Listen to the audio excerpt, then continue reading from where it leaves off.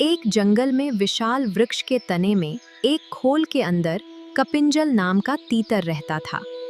एक दिन वह तीतर अपने साथियों के साथ बहुत दूर के खेत में धान की नई नई कोपलें खाने चला गया।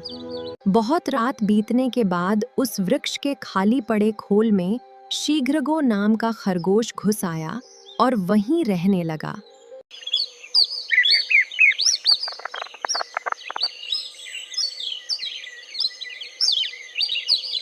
कुछ दिन बाद कपिंजल तीतर अचानक ही आ गया।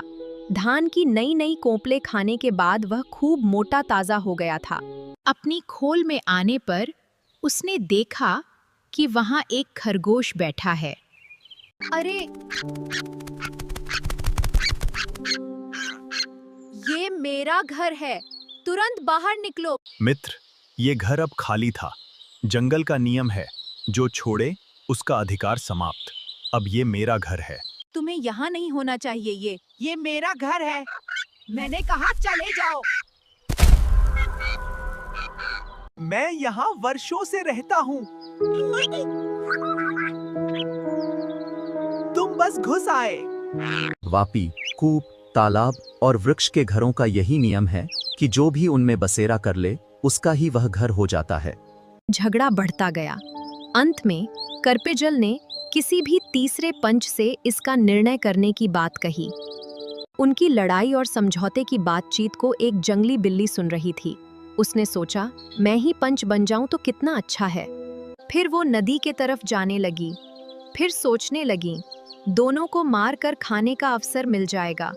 यह सोच हाथ में माला लेकर सूर्य की ओर मुख करके नदी के किनारे कुशासन बिछाकर वह आंखें मूंद बैठ गई और धर्म का उपदेश करने लगी। सर्वे भवन्तु सुखिनः, सर्वे सन्तु निरामयाः। देखो, ये तो साधु जैसी लगती है, यही न्याय करेगी। दोनों उसके पास जाते हैं। साधु महाराज, हमारे झगड़े का न्याय करें। माता, हमारा विवाद सुलझाइए। माता, हमारा विवाद सुलझाइए। मैं बूढ़ी हूँ, सुनाई कम देता है, पास आकर अपनी बात कहो।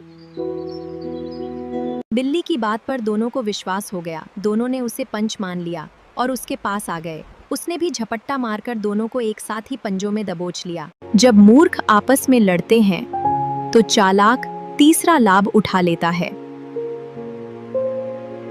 ऐसी ही वीडियो देखने के लिए मेरे चैनल स्माइल फैक्ट्री रीलोडेड पर जाएं और सब्सक्राइब, लाइक, कमेंट करें। Thank you.